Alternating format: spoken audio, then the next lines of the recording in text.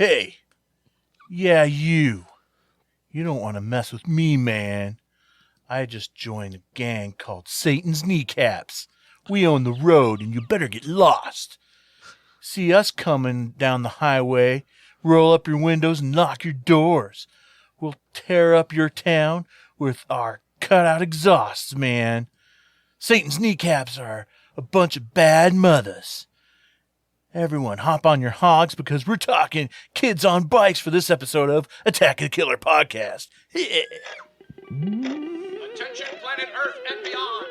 Stay tuned for Attack of the Killer Podcast.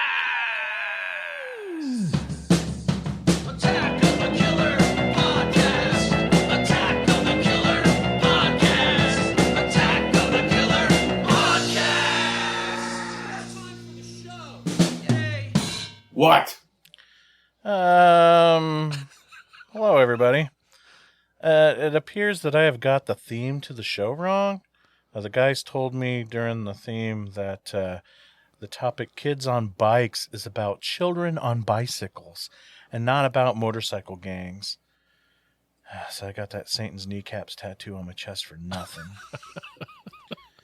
This is episode 293. 293, people. Well, It's called Kids on Bikes, which is a subgenre of films, usually taking place in the 1980s, but doesn't have to, where a group of kids are, kind of the main protagonists, and a lot of the times, but again, not always, they're riding around on bikes.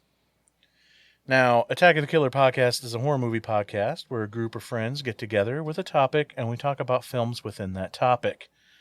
We are just friends hanging out, having a good old time, talking about horror movies, so there may be spoilers. There will be spoilers. There will be, yes. Okay. It's been determined. If you like our show, may I interest you in becoming an attacker? You can help support the show by simply going to jointheattackers.com, pick the tier that you like, and boom! You're an attacker. Your support helps the show out big time. But then you also get all kinds of rewards and perks for becoming an attacker. You can get your own membership card, certificate, and exclusive sticker. There's all kinds of bonus content you can get as well, like bonus episodes that'll fill that void in your pathetic life while you wait for the next full episode to come out. You get our YouTube shows such as video updates, killer critiques, and the Emmy Award watching Insane Mike's 1 Minute Top 10 lists. And there's so much more you can get by becoming an attacker, such as, and including, not exclusively including, but including shout-outs on the website and on the show, like these amazing people. that's right. Like Timothy Lennerer, Roman Doppelfeld, Larry Watanabe, Brett Royer, Seth Key, Jessica Irish, Chris Cook, Brian Godsill, Stephen Sitter, Brandy Moore, Andrew Moeller, Rod Hutchinson, Karma DeHaye, Gabriel Arano, Jacob Book, Andrew Bentler, Casey Kelderman, Tony the... What was I supposed to call him? Oh, crap, I don't remember. Tony the Big Dick Miller, Mike Clayton, Rose Talashoma, Marcus Rude, Abe Kirshner, Lisa Cavalier, Holly Berg, Emily Randolph, Bill Fisher, and Greg Diedrich. Thanks, guys. What a list of awesome people. So go to jointheattackers.com and become an attacker today. That's jointheattackers.com. And now, it is time to introduce you to the podcast crew. He's super mad at the kids in his neighborhood. Every morning when he checks his mail, the kids race past his house, running him over. This happens every single day. He says it's a vicious cycle. Tad. Hey guys, thanks for listening. When he was a kid, he said the hardest part of learning to ride his bike was the pavement. Jason. That's so true. That's so true. Well, thanks for listening, everybody, and being here. We really, really do appreciate it. Now, speaking of hitting the pavement, here's Tad with what we watched.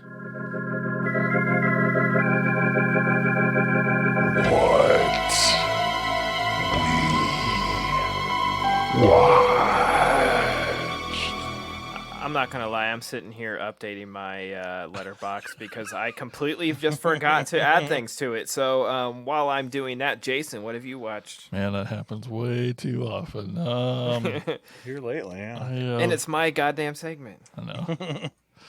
I've only got a couple movies. I did finish up the Crowded Room series on Apple TV that's got the Spider-Man kid in it, Tom Holland.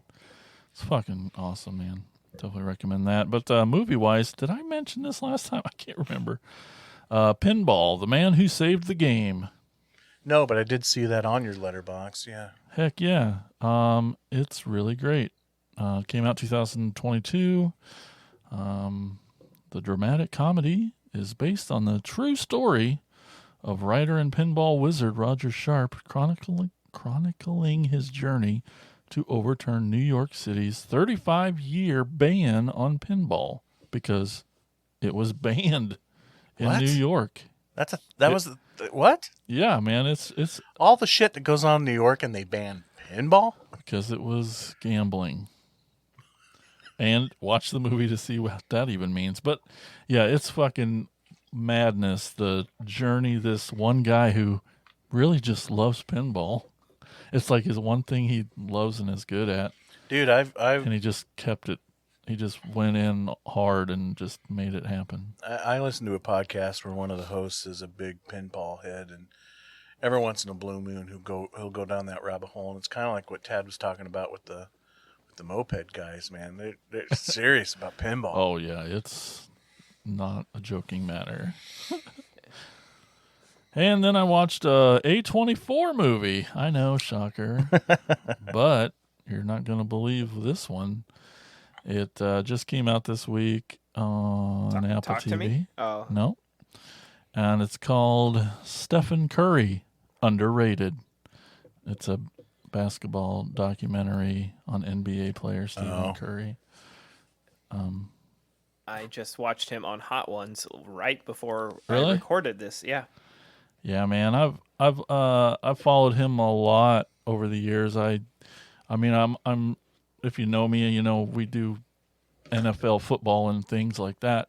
But I also have dabbled over the years in NBA. I like watching that, and I've been watching him for years and years, and that dude's just incredible. And it's just a sports documentary, really, but it's compelling because he was, just an undersized, short little kid that wasn't supposed to be good. He And never got drafted to a big college. Yeah. And He he was just, told like- over and over again he'd never be anything. Yep, and he just overcame and became one of the greatest players to ever play the game, and he's still playing. So it was great, and that's what I watched. Excellent. How about you, Mike? Well, after all this time, I still didn't end up watching very many know, movies. man. It's What the been- frick? But I have been watching some shows. Words are hard. I just finished the newest season. I think it's the end of the season. They wrapped it up pretty good at the end of the episode, but the Righteous Gemstones, love it so much. And so the final, I still haven't even. Dude. I can't click on it. It looks too dumb. it's hilarious. Even though Tad made us watch that whole season of his stupid show. That's not stupid at all. Well, I guess I could have put that on my I know. list I too. suppose Yeah. I could have too. Emmy-nominated show, you mean? Oh, what's it called again? I Think You Should Leave with Tim Robinson. That's right. Okay. But Righteous Gemstones, I mean, I'm such a Danny McBride fan. And I know. Halloween Ends. Halloween Kills. the shows, man, like Vice Principals is awesome, and Eastbound and Down.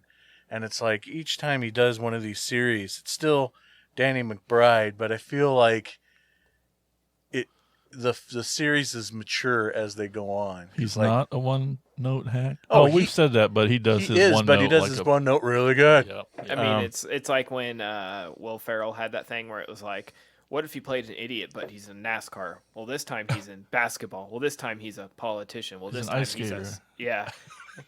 Yeah, I don't Yep. care. It's still good. Yeah, it's funny. It's and, funny. and it's in it, and he's got a good cast around him too. John Goodman plays the dad of these 3 dysfunctional kids Walter Goggins. that are all no, not Walter.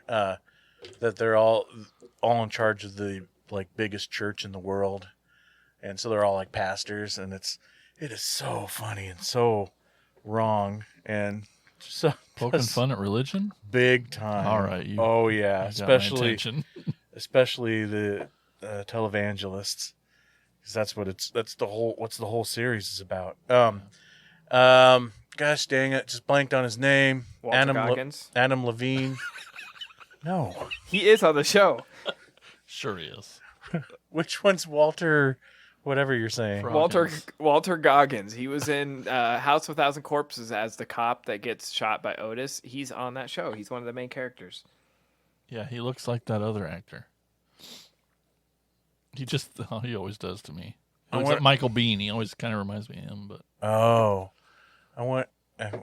Is that the okay? you Anyway, have a Google machine right in front of you. If it's- so just keep talking. Go ahead. He plays Baby Billy Freeman. okay, yeah, Okay. he's Baby Billy. That's what I thought. That's who I thought you were talking about. He's really funny in it too. He's really Yeah. good. Oh, he's so good.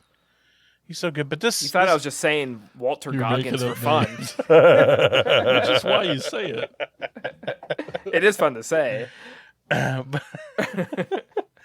but you guys need to watch it so I can talk about it, because especially this last episode, it goes so off the rails in the third act that it's I just stopped and said, "What's happening right now? I What is promise happening right I now?" will give it a chance because you sat through a whole season of I Think You Should Leave, so I owe you. Well, and you know that I have to wait for someone else to recommend it. Oh, I know. Yeah, so- I know. I've been reaching out to people to just Infiltrate. Yep. Uh-huh. I don't. I mean, to me, his humor, his style of humor, I love, but I can also see where it is off-putting to people because the show revolves around the three children of this pastor, and they are the worst human beings on the planet. They are just awful people, and there's times where I know most people, even me included, are just like, why am I watching this show? I hate these people. But there's still some redeeming qualities once in a while, and especially when things kind of come together. And it's just, it does have a really good cast around Danny McBride that, John Goodman, I'll watch in anything, and yeah, there's a lot of cool people in it. Anyway, it's awesome. Watch it so I can talk about it more. I like him in This Is the End, where he sort of plays like exaggerated version of himself. That shit's funny. I will say this, how he always has this like asshole smug, arrogant demeanor about him, and he tries to talk smarter than he is, so his words sound even dumber. Yeah, I love that. There's a lot of flashbacks in the show when they were kids, and they found like the perfect kid to play the young version of him doing the exact same thing, just trying to talk bigger than he is, but sounding dumber. And it's the kid does a really good job of playing a young Danny McBride. Anyway, I'll get off of that. I also Simon and I just started watching that Twisted Metal series. We're like 3 episodes into that. And that's really good too. Really funny. A lot of cool action. Definitely recommend that. On Peacock, right? Yep, it's on Peacock. I was very confused because I was not a big Twisted Metal player. I'm familiar with it as part of pop culture. But then I see like the images and a little bit of the like ads and stuff, and I see, is it Sweet Tooth, the clown? Yeah. And people keep saying it's played by Will Arnett, and I'm like, when did Will Arnett get man boobs? And I find out that like the clown version is played by Samoa Joe, the wrestler. Yeah. Is there a like human version that's Will Arnett? Like I don't get what's happening. It's Will Arnett's voice.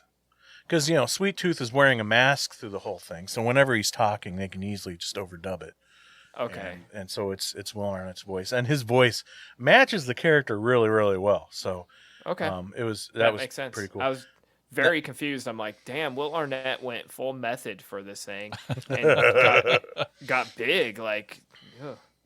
Sweet Tooth is definitely, he's always been the standout character in the game series, but he's definitely the standout character in the show. but they put too much emphasis on him in the trailers for it because he's only in 2 episodes. I'll spoil that. He's only in 2 episodes. How many episode season? I think it's 10. Oh, jeez. Yeah. Okay. And they're a quick watch because they're only like 30 minutes a piece around there. That's so. more digestible. Oh yeah. I love a good 30 minutes. And God, what's his name? Anthony. Walter Goggins. Yeah. Anthony Bourdain. Edwards. Kiedis. played Falcon in the Marvel movies. Mackie. Mackie. Yeah. He's the star of it, and I'm impressed. He's got some comedy chops. Oh, he can be really funny. Yeah. Yeah. I love him in The Night Before. He's fucking hilarious as the football player who's using steroids. Oh, okay. I've only ever seen him in the Marvel movies, so watching him do comedy was like, You've never seen The Night Before? no. Okay. That's come that around- Seth Rogen one, right? Yes. Okay. Christmas time, you'll have to come on first time because I watch that every year. Oh, okay. Yeah, totally. And then the last thing I'll talk about, the one movie that I did end up getting to watch over the weekend, Brandy and I watched Paint Oh, from that this looked- year. That trailer, I couldn't. I mean, the poster looked interesting, and then the trailer kind of turned me off. Whoa.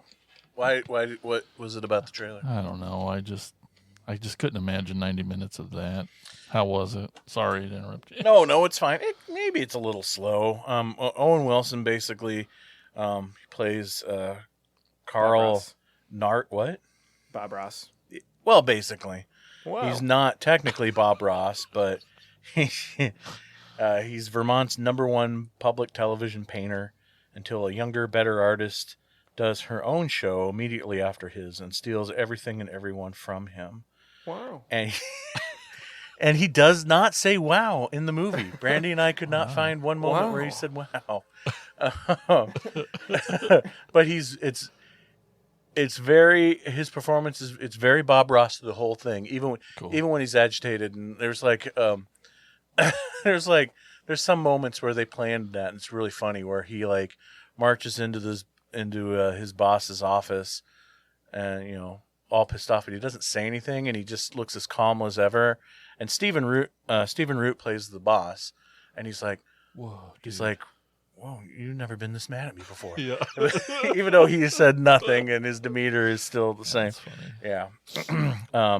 So it's got some good jokes like that, but it's dry. Especially if your main character, who's going through things and still maintains that Bob Ross demeanor through the whole thing. Yeah. So it kind of reminds me maybe a little of like, some of that Wes Anderson style humor. That's why I think you might appreciate it.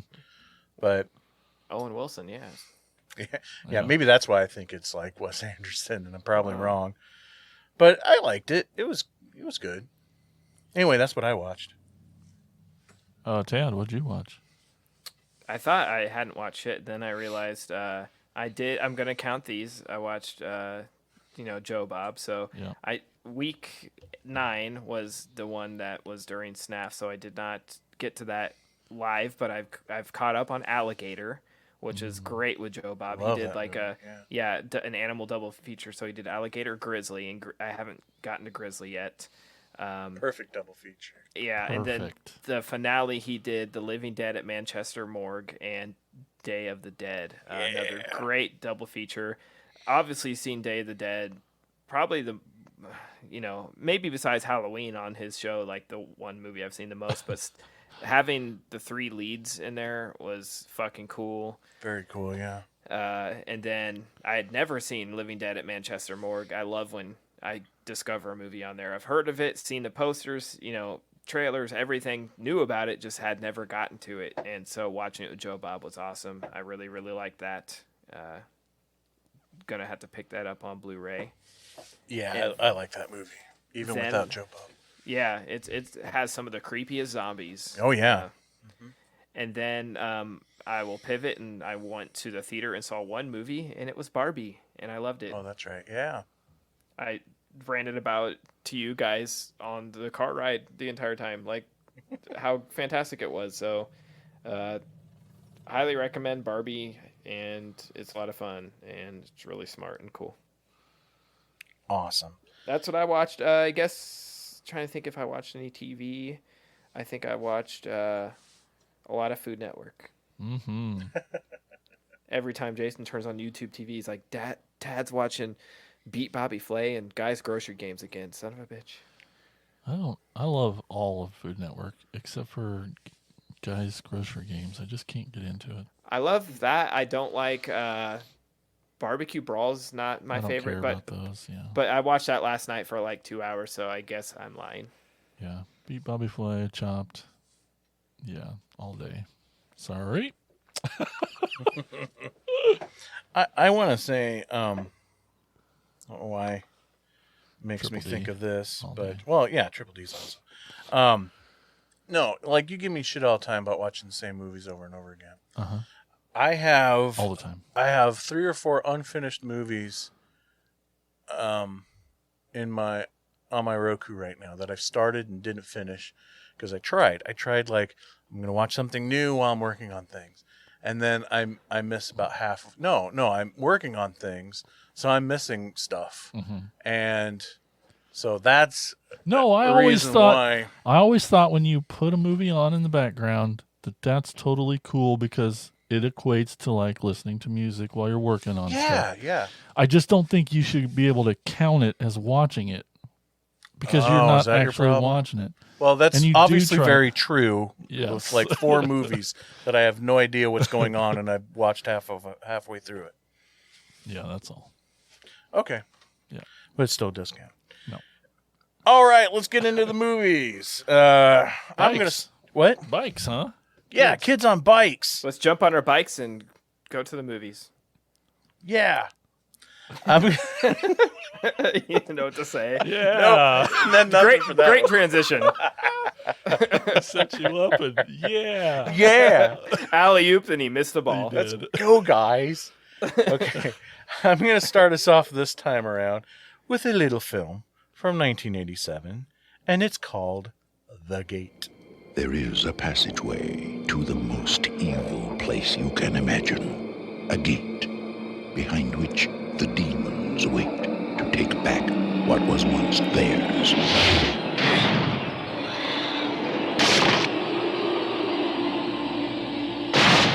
And now, someone has opened the gate. There's this weird tearing sound there. It's the decomposed corpse of her dead father. Oh no. He's tearing out hair by the hands. I'm calling the police.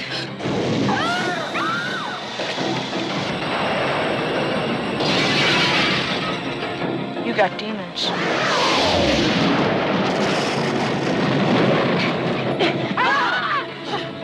I mean, you guys are serious about that demon stuff? Demons? What kind? Dad! You've been bad.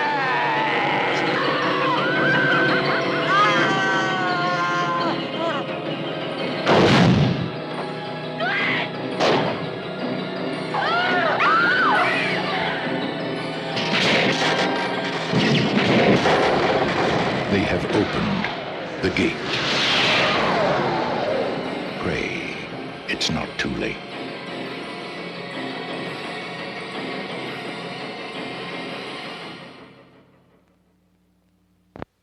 That rhymed. When 2 young boys are left home alone. Did you take the needle off the record? Okay. When 2 young boys are left home alone, they accidentally released a horde of demons from their backyard through a large hole in the ground. The Gate is a supernatural horror film directed by, here we go, Tuber Takis. Bless you. He directed I, Madman. He directed Gate 2, but he did a lot of like television and a lot of cable films, like Sci-Fi Channel films and Hallmark Channel Christmas movies. It stars Stephen Dorff in his feature film debut. But for me, the real stars of this film are the special effects, man. You know, I'm always annoyed when you hear like on a commentary track or you hear people talk about special effects like from the 80s or 90s, and they're explaining it to a modern audience that the thing they always say is that this was before CGI, as if like they're trying to rationalize their effects. I hate it so much. But I'll say that if any film truly deserves that disclaimer, it's this one, because the effects in this film, they do such a good job. They pull every effects trick in the book that was available at that time to do these small demons that are like running around doing things, from like, having little people in costumes, with oversized props, to Forced perspective. forced perspectives, to like the split screen. What's that called when they do the split screen stuff? Dioptic thing. Yeah, and rewatching it again, like even those shots are just utterly amazing to me, because usually when you see those kind of shots, you can tell where that line is, but you can't. First of all, you can't really see it. But then I swear to God, there's like stuff crossing that line. Like when she's out in the yard and the little demon guys are running up on her and she runs back into the house, like her feet cross the entire frame when it shows the shot of the steps, and those demons are like right behind her. And I'm like, how in the hell did they pull? Anyway, and just the designs of the little dudes are pretty cool looking. I like them a lot. So just always have been really impressed with the effects in this film. They look awesome. But I think we talked about it before. This would be a great beginner film for the younger people that we want to turn into horror fans. It's probably a bit scarier and creepier than push it a little say like Monster Squad or other films that fall into that category. But again, it's not gory. There's no nudity. There's very little language. There's really not even any kills in it. Like the worst part is like, the dog dies, but spoilers, the dog is okay. It comes back at the end. So there's your spoiler alert. Anyway, so nobody really even dies in this movie. But I've seen it several times, and I love it every single time. The nerdy kid with glasses, when he's like screaming in terror, the face he makes is creepier than the little demon guys, than buck teeth and those glasses. But anyway, that's beside the point. Definitely check it out. The Gate. What do you guys think? I too have seen this several times, and I definitely wanted to go second, so Dad could maybe finish on a higher note.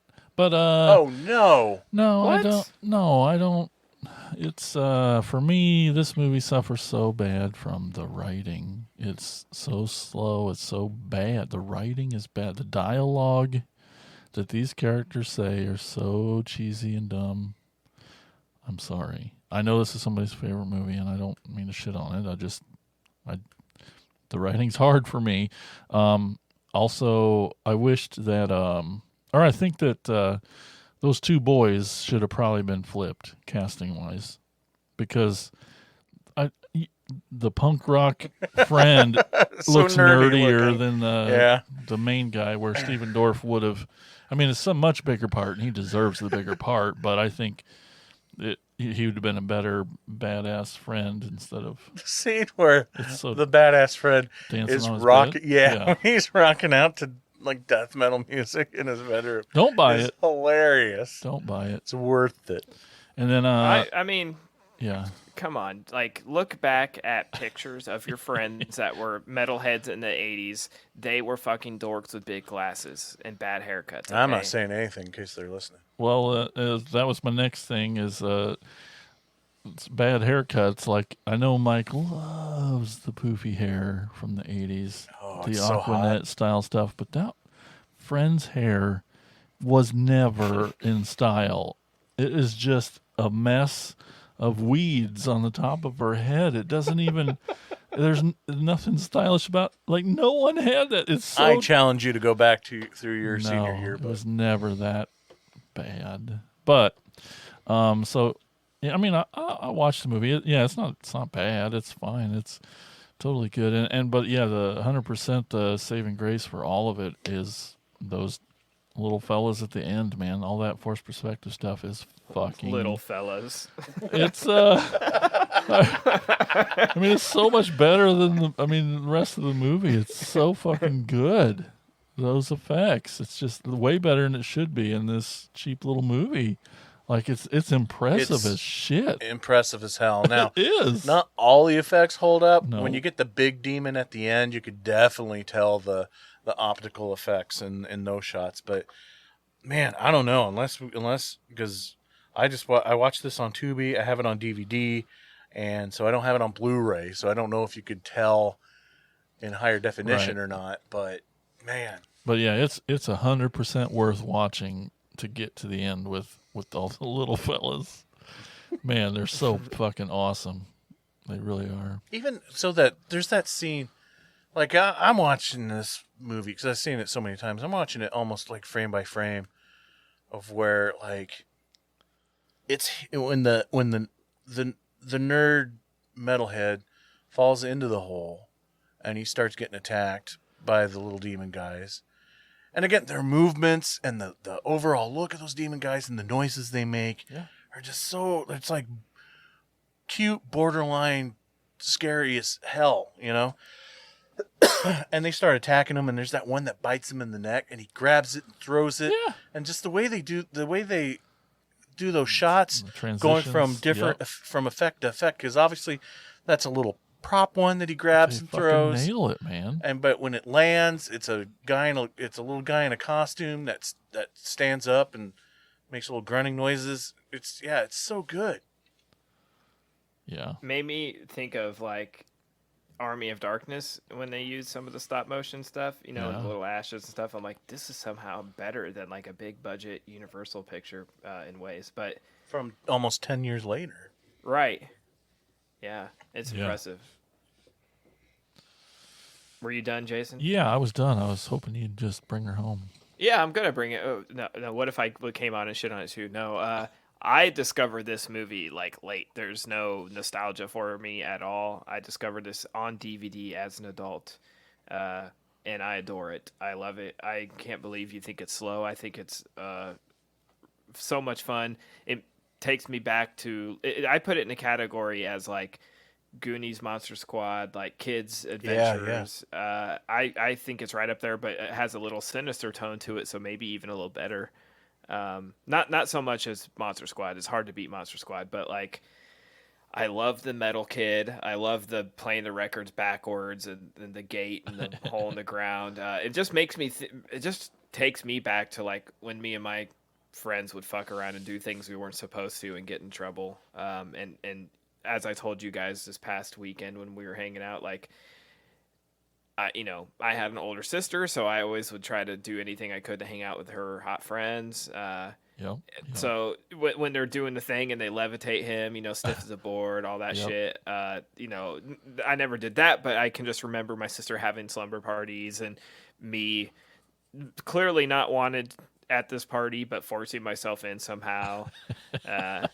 It just is like a thing for me. And I like I said, I love the nerdy friend who comes over all the time because I always had like one friend I latched onto at that age, and it's just, I don't know. Maybe it's weird because it's not nostalgic because I didn't see it until I was an adult, but it just it still does sort of take me back to a simpler time. And then every time I watch it, I get sad when the dog dies, even though I know that he's okay at the end. But that. Yeah. Like zombie old man creature thing, that's scary as hell. Oh yeah. Like there's some really scary shit in this movie it's cool as hell. And to me it's like not quite a gateway, it's like the step. I don't know if like in terms of drugs, Second or third step. if like a cigarette is a gateway to weed, this is the weed. It's not cocaine like Evil Dead 2 or I don't even know what, but it's weed. It'll give you a nice little high. It's more naughty than Wolfman's Got Nards, but You know what else is scary? The most irresponsible parents of all time. No shit. Jesus. And the irresponsible sister too. Oh yeah. Stephen Dorff's character, he is crying the whole time. Please let me call our goddamn parents. She's like, no, I'll get in trouble. The dog dies. No, The dog don't dies. call. Yeah, exactly. Yeah. Like, okay, now's the time. Like the whole movie, he's whining to her. You know, we need to call mom and dad. I agree with her at first. Like, they don't need to know we had people over and you levitated to the ceiling. Whatever.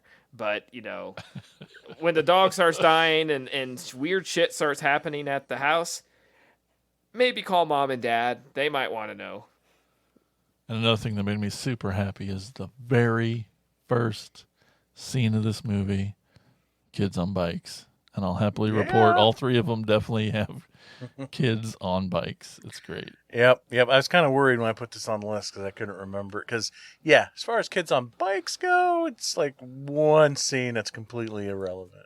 But they're still there. The bikes kid, are there. I was going to say, the neighbor kid rides his bike over almost every time, so. Yeah. Yeah. There's another scene in this where it's a little earlier on when things are starting to get weird and they're getting suspicious of the hole. And, you know, the hole is opened back up because it got covered up at one point. And they're sitting around talking around this hole. And you're seeing the dirt kind of start to fall in on the hole from the sides because there's something moving inside the dirt, like almost like the hole is alive itself. Again, another really cool effect. I'm assuming super cheap and easy, but effective. And I'm always captivated by that shot of the dirt falling in the hole on its own. Yeah, because if it means that that's a set that's built, it's like, Jesus, why'd you go to all that trouble for this cheap little movie? But, you know, it's way more elaborate than it probably should be. Yeah. If it's really hands in there making that stuff move. Yep. Yeah. Oh, yeah. So cool. I can't back up on the slow pace, and it could be just because of its nostalgia, and I accept it, and I've seen it so many times, but I always kind of felt like things happen almost too fast in this movie, because we go from, like, the tree fell over, there's a hole in the yard, to, like, it's a gateway to hell in a bat and an eye, you know? Like, what are the chances of this hole being this gateway? Yeah, thank God he had that album, or they'd have never figured it out. Yeah. I mean, it's a little convenient, but... Yeah. Yeah. All of it is in that record. Yeah. But, Tad, do you have any good trivia for this one? Yeah, way to put me on the spot because I forgot. No. We can cut that out and move on. No, I can pull it up. I actually have the IMDb up. See, which some of it you've already mentioned, like the small demonic minions are played by actors in rubber suits shot in forced perspective. But the logo on the back of Terry's jacket is that of the Killer Dwarfs, a heavy metal band from Toronto, Ontario area who were known for their offbeat sense of humor. So a real band. Sweet. Great name. This is Stephen Dorff's debut film. Terry's back patch when he's first seen is for the band Venom, who sang the song The Seven Gates of Hell in 1984. A little connection there. The writer, Michael Nankin, was originally planned for directing the film, but that didn't happen. Writer Michael Nankin, again, based the script on specific things from his childhood. For example, he had a best friend named Terry. Not a breast friend, but a best friend. Oh, I wish I had a breast friend named Terry. And that's I'm pretty cutting that much... out. Yeah, still work. I was going to say... Don't worry. There's plenty of other things, but that was what I see that's pretty interesting. So Nice. Awesome. Thanks. All right. So, Jason, what's our next movie? Oh, guys, it's time to get dark. It's time to stop all this laughing. It's time for some super dark times. Guys, my parents rented that movie, True Lies. Don't do it, don't do it. I watched that scene where she strips over and over and over. The Silver Surfer is the loneliest dude in the galaxy. I mean, the Punisher is pretty haunted. You have no idea what you're talking about. Allison Bannister. Hi. Would you? I don't know. I like her. Yeah, I like her too. He's got a thing for me. I like you, Zach. She's hot, like Charlie's sister. Shut up. Oh my God. Let me see that. Give it back. You want it? Come and get it. Stop! Stop! What did you do? What did you do? Do you remember Daryl Harper? Got a call from his mom. Guess he never came home last night. Did you see him at school today? Are you okay? There's just a lot going on right now. Josh. We should go back. What? I don't know, but I just keep thinking of his mom. Don't go back there. You need to listen to me. No, you need to listen to yourself. You're scared all the time. Get away from home. If anyone asks, we're not friends.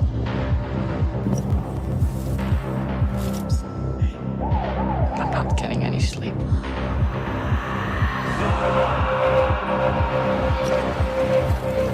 I know how you feel. No, you don't know how I feel. What's happening? We're friends.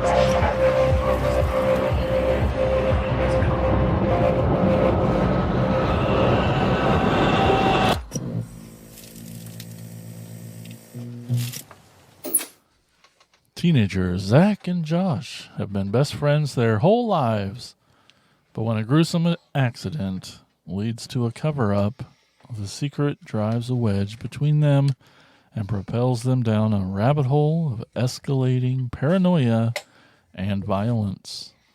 This movie's from 2017, directed by Kevin Phillips, written by Ben Collins and Luke Piotrowski. This movie fucking rocked my world back in 2017. I know it's in my top 10. I wouldn't be surprised if it was in my top 5. It's just a fucking dirty, gritty story that, I don't know, the way, because of its grittiness, or even just the way that, like, the film's colored, I don't know, it just feels more real. It just feels that, you know, there's no name actors. I also thought that, like, cinematography was outstanding in this. And there's some really unique, like, some following pan shots that are just not normal, that just help put you in the scenes, and just excuse me, fucking like, because this could really fucking happen, and probably has. It's just fucking bleak and depressing, and it just never lets up, and it just spirals into just never into the worst that you think it's going to be. And fuck, it's awesome for that. I mean, it's a hard watch. I wasn't looking forward to, I mean, I was looking forward to it, but I wasn't. And man, I love it, man. It's so good. Did you see it back then, Mike? I did. Okay, and I wasn't sure. I mean, I don't know if I had forgotten because how dark it was. I feel like it is just basically an A24 type film. Oh, it's very A24 type, but I wasn't sure if you'd watched it on your own before or not. And okay, so, you know, I complain. Well, all right, my brain is all over the place right now. I just want to say that, you know, yeah, I forgot how dark it was, or maybe it felt darker It's after what we've super been going dark. through, but my plan is to kind of have some variation, and you know, in some of these movies, and you know, and it was either like this one or Summer of '84, of like, just not all the kids on bike movies are going to be silly fun. Yeah. But you know, when I complain about A24 movies being slow and stuff, and I think part of the difference for me with this particular film, that on the surface it could come off as slow, but not necessarily for me, because we get to that moment pretty early, and it's like you said, the characters feel real grounded, feel real. You know, I can look at these kids and connect with them as far as, kids I knew that were similar in high school. And when that moment happens, the rest of the movie is you're just on edge the whole time for various reasons. So as the movie takes its time in the next half of the movie, it doesn't feel slow because not only one am I invested, but two, I'm on the edge of my seat. Like this could go and is going to, no matter what, is going to go horribly wrong. There's no happy ending. There's no way there could be a happy ending in this. And maybe A24-ish stuff has more possibility of supernaturally things or things that are going to confuse you to the plot. This is very fucking grounded. This is very real. So dark. Yeah. Super dark. I was trying to like while you guys were talking, trying to find like the year end, because I think this either made my list or I said it would have made my list if I was like hesitant maybe because it's not completely straight, but I think I did make my list and I argued that it is horror because it's scarier than anything else on the list because the realism. We've all been, obviously not in this heavy a situation, but we've all been in a situation where we fucked up and it felt like the end of the world. Like things, and you're like fucking deep. And as the movie goes on, like Mike said, it happens pretty early in the movie and it just feels the sense of dread. I think dread is the best word to describe this movie because once that happens, you know that they're fucked. It's just a matter of when, and you feel for the lead character because he's still trying. I mean, he's got this crush on this girl, and it was going good for him, and then this happened, and it's like it takes a back seat, and he has to, it's like fuck, this sucks. And I don't know why. Maybe it's just my personality, but man, I was like so looking forward to watching this again, and throwing it back on, and just like.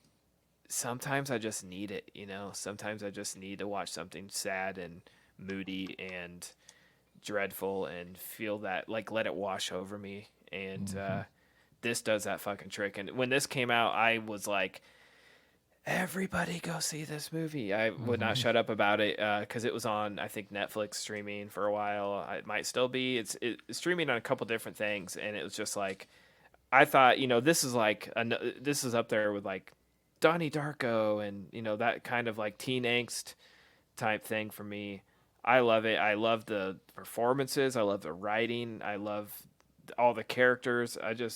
Everything, the cinematography, everything about it just hits on a 10 for me. The dialogue, like the way they interact with each other feels completely real. And of course now I'm an asshole because when Mike put this on the list and we rewatched it, I went down like the rabbit hole and I was like, I got to see what else this director did. And I went down this long thing and I'm trying to like do it again. But it just didn't seem like he did one more feature in 2019 called 3. And then he directed an episode of a television series called Monsterland, but he hasn't directed anything else really. I think 3 isn't even, what is this? I was thinking it was like a music video or something. This is compelling for the listeners as it's a, let's see. I think it's a music video. Yeah. The Lumineers. It's a music video for the Lumineers, like a feature weird. I think it's a feature. Let's see. No, 45 minutes. So he hasn't even directed a feature since Super Dark Times. Like, how does he direct this and not instantly get hired by A24 to make their next thing? Yeah. I will never know. But he's done cinematography for several things since then, for music videos and commercials. Like, what the fuck, guys?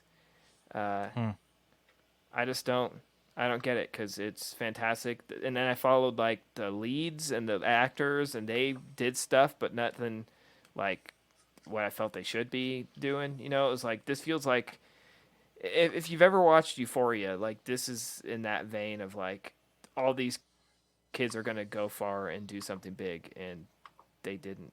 And that sort of bums me out. Yeah, it's wild. Wild. But I adore this one, which is a weird word to describe it because Yep. it is fucking depressing, and the title is very spot on. You have to be in the mood to watch it. So if you're not feeling great and you want to pick me up, this is not it at all. Yeah, I just love it. It feels like people talk about this all the time. They're like, we don't really have like adult movies anymore, like Taxi Driver and stuff like it's like we just don't have good adult like dramatic movies. I'm like, yeah, we do. Here it is. Like For sure. this is it, man. There's no humor in this, man. Like, I mean, outside of the kids giving each other shit, but this is not, a horror comedy. This is just dread from, Yes. yeah. And You guys- man, Have you guys ever had a nightmare like that where you had a dream where you did something on Yes. yeah. unforgivable. Yep. Yep. It was something that that it would alter your life forever and No not in a going good back. way. Yeah. And there's And no then going back from it. And then you wake up and it's like the biggest sense of relief washes over you because Yes. you didn't like kill that animal or hurt that person or Yep. yeah. Yep. Yeah. And so watching this movie it feels like one of those dreams. For me, yeah. Yeah, because I mean, we've beat around the bush. If you've gotten this far, hit the pause button, go 30 seconds. But spoiler, when they kill their friend, I mean, obviously, shit hit the fan. It was, it went overboard in like a tussle. But then towards the end, shit, when he starts doing it for real and sort of likes it and goes off the hinges, it's like takes it up a notch, Yeah. Yeah. It's like I'm already this deep in, fuck it. Like, And the kid that originally gets killed in the beginning, we all knew guys like that, right? High school. yep. Yeah. Yeah. Yeah. That's why I never owned a samurai sword. Anyway, I found the list, Ted. You had it number 4. Damn, yeah. nice. There we go. Well, what beat it? I'll tell you, we got up before number 3, The Devil's Candy. Yes, absolutely. I want to rewatch that one again. His number 2, Mother. Oh, okay. Yeah, that makes sense. And number 1, Get Out. We're in the middle of a show. Nope. Did it make my list at all? Nope. Oh, It didn't make mine either, so Oh, I must wow. have just missed it. I think Didn't watch it, or I think Jason might have argued that it wasn't like he wasn't sure if it constituted completely as horror enough to make his list or something. And again, I could see it, but again, like there's movies that are definitively horror movies that don't give me as much dread and tension as this movie did. So, yeah. Any trivia for this one, Tad? Ha, I'm prepared this time. Not a whole lot. This is Kevin Phillips' directorial debut for a full-length film, and apparently his last because he hasn't done one since. The first feature film for actor Max Talisman, who plays Daryl, the kid who gets the samurai sword. And then there's not a whole lot of trivia on this, but this is like someone trying to narrow down the exact year, which I think, Mike, you sort of like this kind of stuff. But Yeah. the story takes place in an undisclosed year in the 90s. Earliest it could have been was 93 because Bill Clinton was on TV and set adrift on Memory Bliss being played in a girl's bedroom. But also True Lies came out in 94 and it's being referenced as being rented, which has to be late 94 to 1995 at the earliest. But then also Twisted Metal came out on November 5th, 1995, and they're playing it on the TV, so it has to be after that. And then the Primitive Radio Gods Standing Outside a Broken Phone Booth song plays on the radio. That came out of March 96, so it has to be after that. Wow. Awesome. Someone went to like great, pain to figure that out.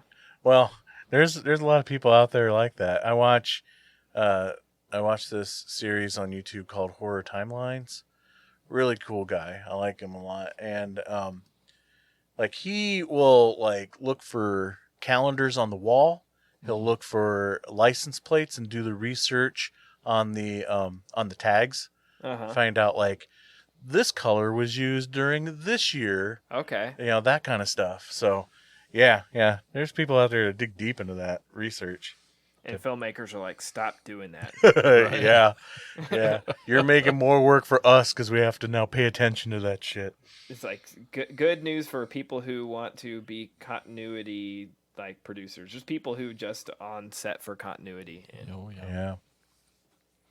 So, Tad, what's our next movie we're going to talk about? Our next movie is one I just recently talked about.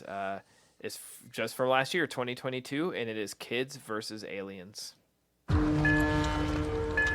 Gonna be a long one tonight, boys.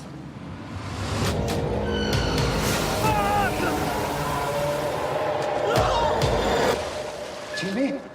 Who's out there? All right, action! There's dinos dead ahead! Let's teach them how to die! We should have a party. We'll keep it small, and your parents won't find out, I promise.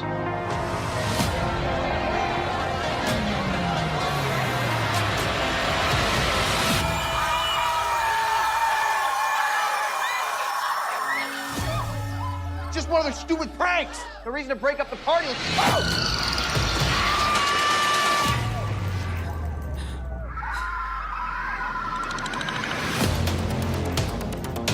The aliens were using human skin to fuel their spaceship. I don't want my body to be alien fuel. This means war.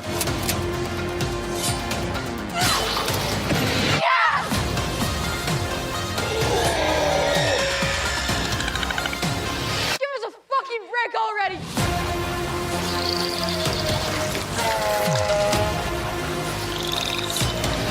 Oh, fuck. You want to dance?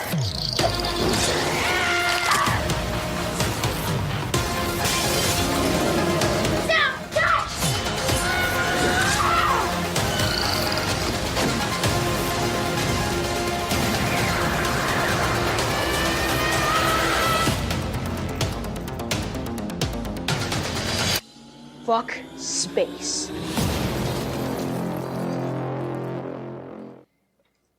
Written by John Davies and Jason Eisner, directed by Jason Eisner. An all-time rager of a teen house party turns to terror when aliens attack, forcing two warring siblings to band together to survive the night. So this, like I said, 2022 sort of has that, I don't know how to explain it. There's like this modern take on nostalgia movies. Like it's supposed to feel like a throwback intentionally. So it's sort of, it has a lot of humor to it, but it's also the tone's all over the place. It has its moments of terror. It has its moments of very sad, somber, because you feel for these characters, but very much, older sister, little brother, and his friends, little kids who like to make their little movies. She's struggling to grow up, coming of age, where a popular kid is hitting on her, and then we throw aliens into the mix. I really like this one. I mean, if you're really going to get Kids versus Aliens, Attack the Block is the king of that. But yeah. This is still a lot of fun. I watched this probably a month or so ago and mentioned on the show, so I was like, hopefully that will nudge other guys to watch it. And then you gave us an excuse to rewatch it. So yep, the whole episode was based around me wanting to watch this movie. And the tagline of "Fuck Space" that's on the poster at the very top is really cool. It has that like overly saturated look to it. The aliens are very rubber suity. But this is not. Yeah, neons. Fun costumes because they set it on Halloween. I think this is almost like, you could almost say this is like if we're doing that gateway thing again. You could have like Monster Squad up to the gate, and this is like the cocaine because this has, yes, definitely. But it's not quite heroin because it doesn't have like nudity. It doesn't have, but it has melting people. It drops lots of F-bombs. Go. Yeah, it's go. It never stops. So it's definitely, and I love that it's like, it could be its own movie it's its own movie until the aliens come, and then it switches movies. Yeah, and it's like it's like literally throwing aliens into a movie that was already existing and going on the story. I cared about it, and then you threw the aliens into the mix. But I had a lot of fun. I'm sort of scared to hear what you guys thought. Well, let me go second. Oh man, he's pointing the camera at me. Well, so it took me a while to get into this one. That's what the problem is with this one for me. And there's no problem. I mean, I eventually got there and I liked it, but Let's say it's 75 minutes. You don't have much time. That's to get true, into it. but the first part of the movie, it just wasn't doing it for me. I thought it was too heavy-handed. I thought it was they knew what they were. They knew what they were doing too much, you know. But by the time the second half comes, I fucking loved it. I mean, how often do you get like badass aliens as the creature monster that can just fucking walk up and grab you by the head and fucking? They made aliens scary as fuck. Yeah, that's what I thought too. Like it was awesome. The designs of the aliens are fairly simple, nothing over the top, but very effectively creepy. Super scary, yeah. And there's a little bit of bad taste in there. I mean, there's homages all over this movie, and again, a little much for me, but I know you guys love that shit. And the score is cool. The neon's cool. There's kids on bikes in the poster. I didn't like the Captain America kid, the guy that looks like, what's his name? The asshole. Yes, yeah. Well, and I know he's supposed to be. They could not have written a more piece of shit character than that. But guy. It made me hate the movie, not just him. No, I know. I agree. Like it kind of. I mean, I'll let you finish, but I just want to say I love this movie. But it almost does ruin the movie on how bad this guy is. I'll go into more detail about that thought later. All his shit in the beginning made me just not. It just made it harder for me to get there. But once the aliens came and they started terrorizing, and I really started to grow to love those three little kids, and then I really hooked on to the main girl. She brought me back away from that asshole to like really caring about what the hell's happening, hoping they get out of this situation, what's going to happen. And I loved it by the end, but man, it just took me a minute to get there. But yeah, it's pretty great. Okay. Yeah. Yeah. Like I was saying, like the asshole guy can almost ruin this movie for you because he is that much of a piece of crap character. Lays it on thick. There's no redeeming. Never. Not even after the shit hits the fan. Nope. Is there any redeeming qualities? And also, I feel like if you're gonna have that much of a jerk character, his comeuppance needs to be way more epic than what they did. I felt like. Yeah. So I felt a little cheated.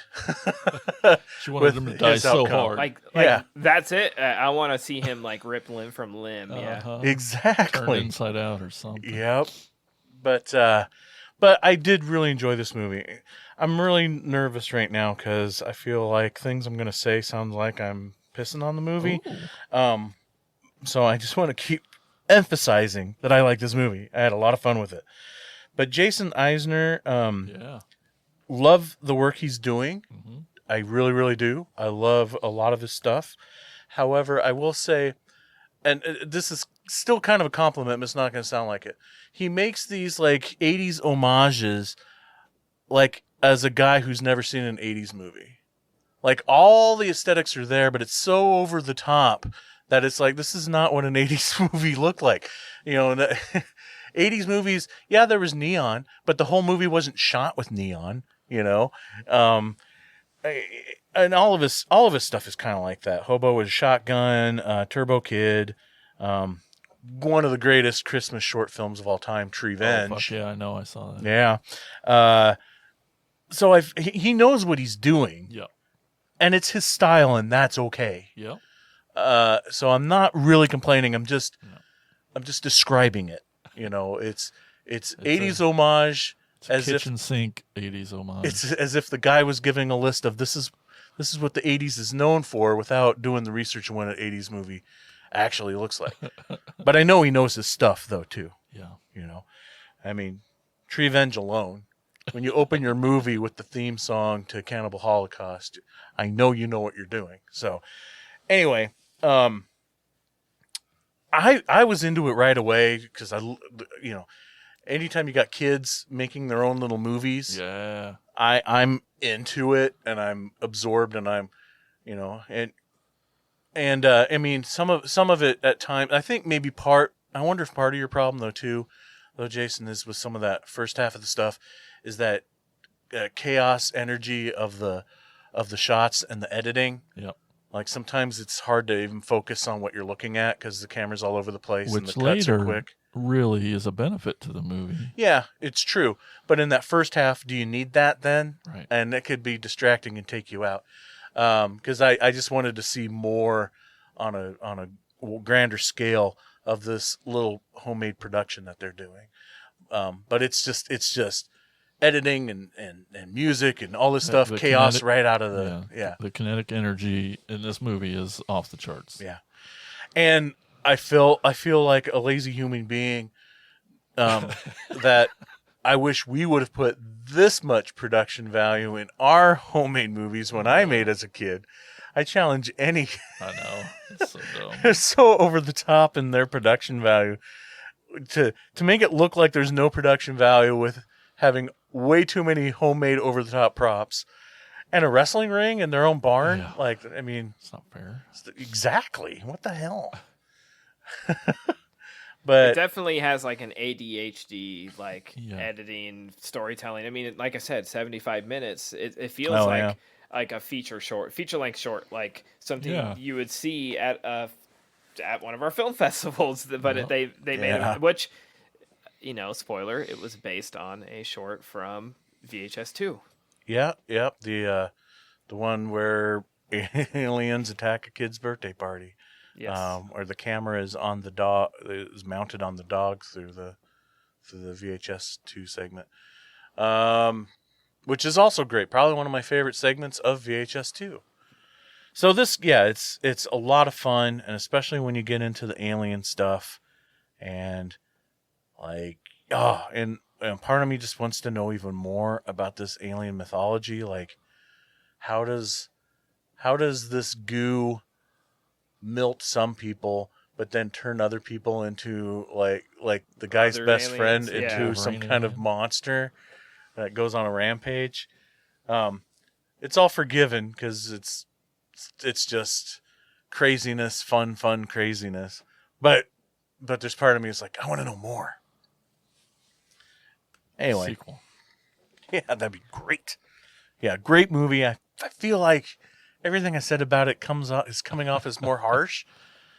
But when I'm really saying everything I'm saying negative, that sounds negative. It's really kind of, I'm meaning to be complimentary to the film. Honestly, I'm really enjoying Jason Eisner's body work, and I hope he gets to keep doing stuff. I was excited when I saw this was him because he hadn't done anything in a while that I've seen. So keep going. He directed brother. 30 episodes and produced Dark that's Side of the right. Ring. That's right. Yeah, I forgot that. He was the director in Dark Side of the Ring. So he's That probably, I would say that probably paid the bills for him way better than any of these Oh, yeah. Guaranteed. indie movies. guaranteed, but I still he's feel like A that, producer on those too, so he Yeah. clearly is invested in them. yeah, this is a guy who loves everything that we all love. So more power to him. Really fun movie. Mm-hmm. On Shudder, right? Yep, Shudder. Yep, Shudder exclusive. Yeah. What trivia is there for this one, Tad? The character of Samantha is based on director Jason Eisner's older sister. Again, based on the short titled Slumber Party Alien Abduction from VHS 2. Let's see. The story initially took place in the summer in an earlier draft of the script. This was eventually changed to autumn because the film was shot in December. It was filmed in the house owned by Jason Eisner's parents. The extras for the Halloween party were students from theater school. The story of this film was inspired by the famous Shag Harbor UFO incident that occurred in Canada in October 1967. And the scenes in the alien slime chamber were done in 2 days. So he's still very much like a low-budget DIY filmmaker after all this time. But I think that's really cool. Like, it sort of shows sometimes it has that almost Joe Bagos feel where it's like... Yep, I wanted to say almost, that. Yeah, handheld a lot, and again, oversaturated. Sort of has real rough around the edges, but I think that's fun. Yep. But way too many color gels at times, but it's all good. Bite your tongue. That doesn't even register to me. Does More gels.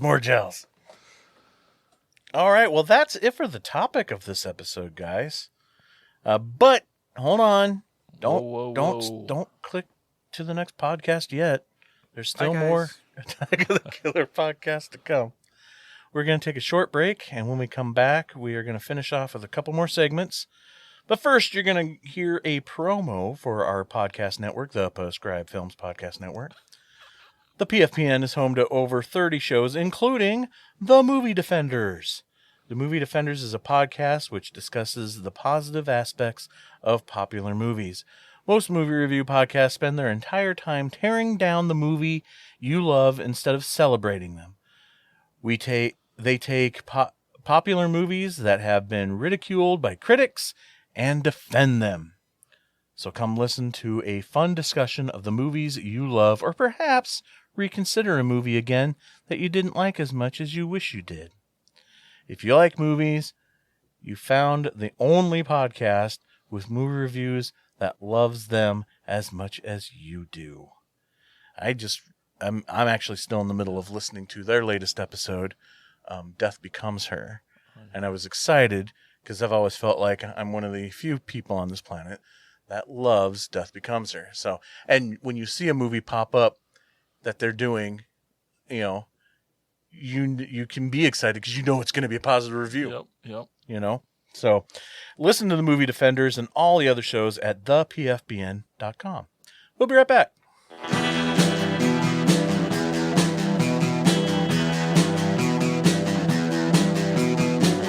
You're listening to the Prescribed Films Podcast Network, home to hundreds of hours of free podcast entertainment. The shows on this network all have a common goal: providing you with the best discussions about movies and other forms of entertainment media. The PFPN hopes to fill your earholes with audio joy. Visit our website with links to all the other amazing shows at www.thepfpn.com. Thanks for listening.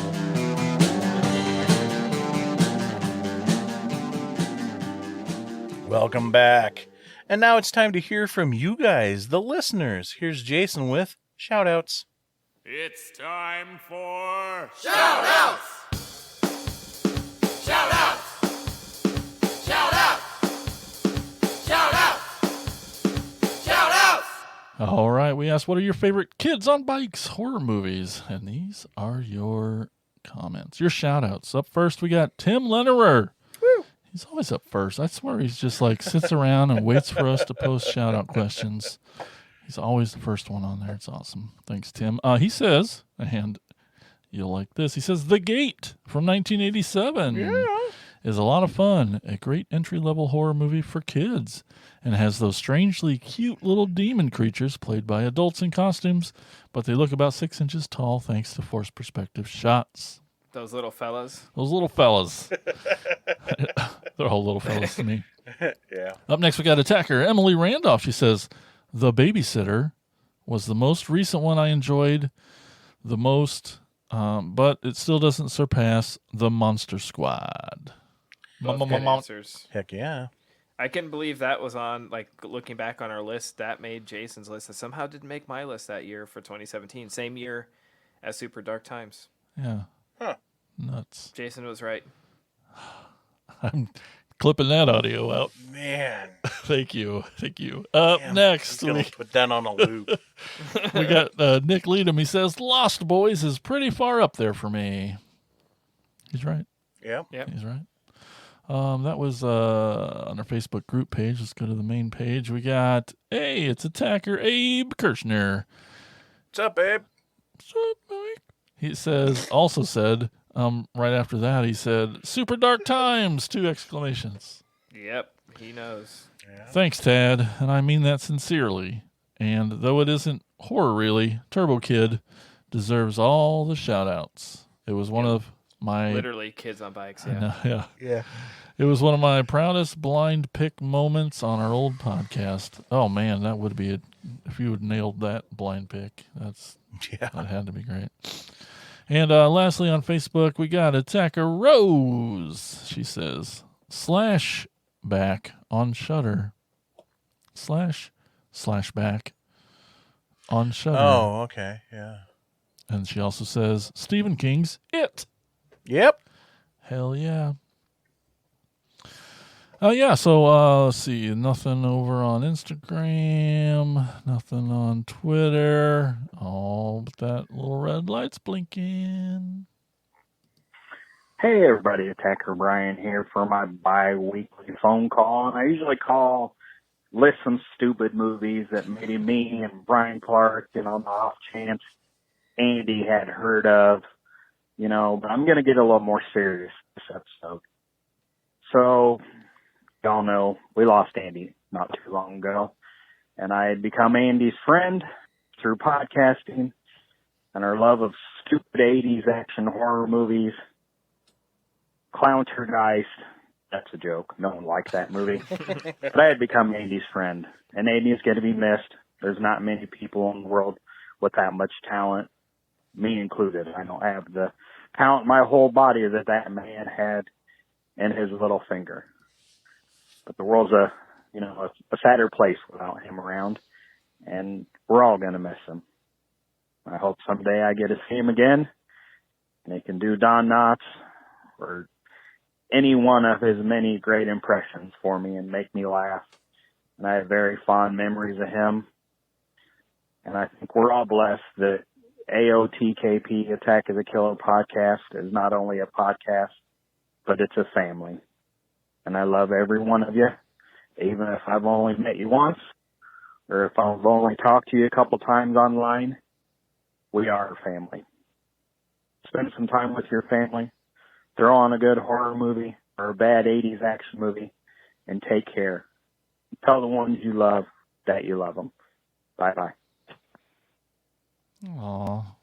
Well, thanks, Godzilla. We love you. And we love you too, buddy. We definitely miss Andy. Yep, sure do. Okay. And if you want to leave sad, sappy bullshit fucking voicemails like Godzilla just did, call someone else. Yeah. But if you want to, you can. And it's 415-952-6857. 415-95-AOTKP. Leave us that shitty voicemail. We'll play it. We'll do it. And that is shout-outs. But we're not done yet, folks. One more segment to go. It's time for Insane's Picks.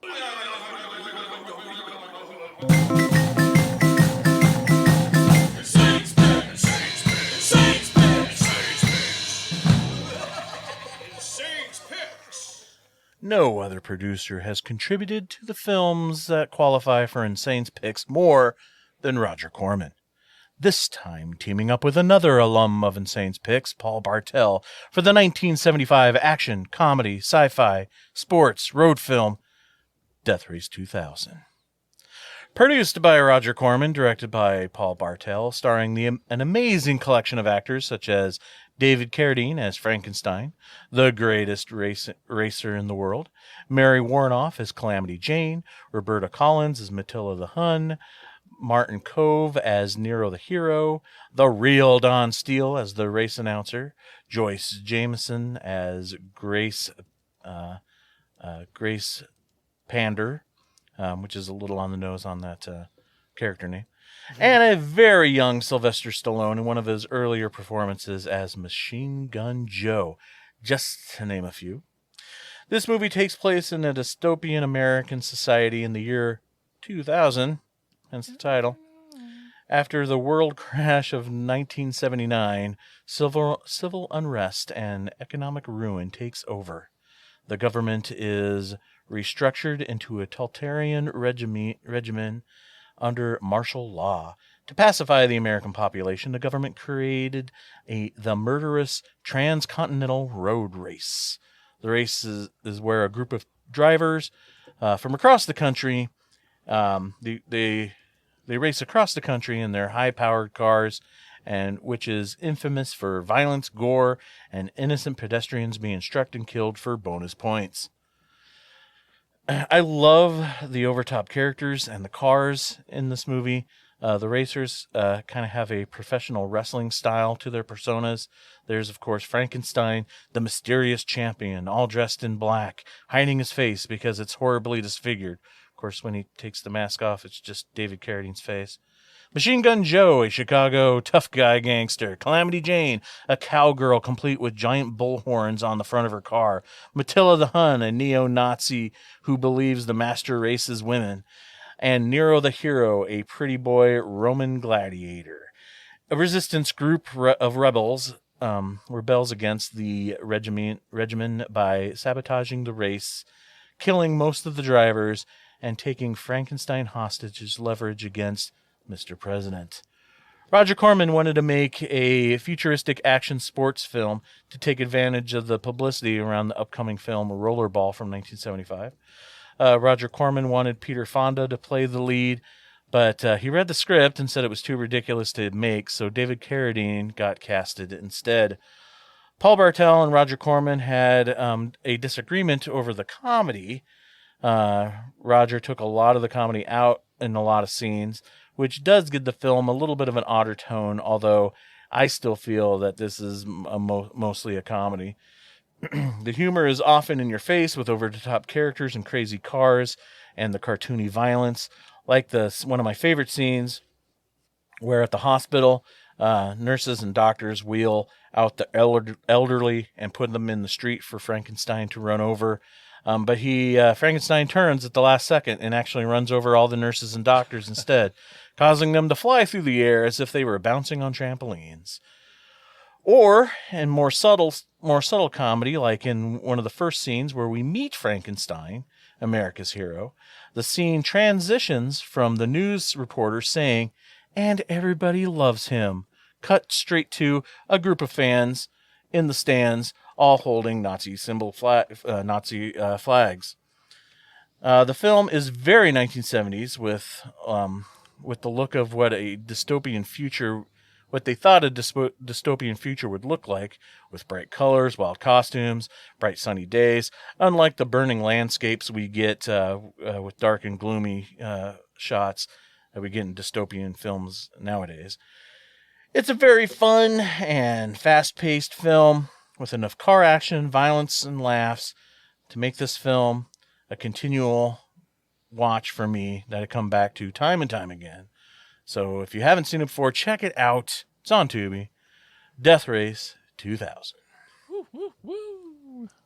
So that is it, folks, for another episode of Attack of the Killer Podcast. I want to thank everybody for listening. Special thanks to the attackers for keeping the show going. Really appreciate it. They're pretty awesome. They are super, super cool. Find us, if you want to find more about us, find us on YouTube, our YouTube channel. We have Facebook, Instagram, TikTok, and our name is even written on many bathroom walls. So hope you all take care of yourselves, live your lives to the fullest, and we will talk to you on the next full episode of Attack of the Killer Podcast. Oh no, could this be the end of? Attack of the Killer Podcast.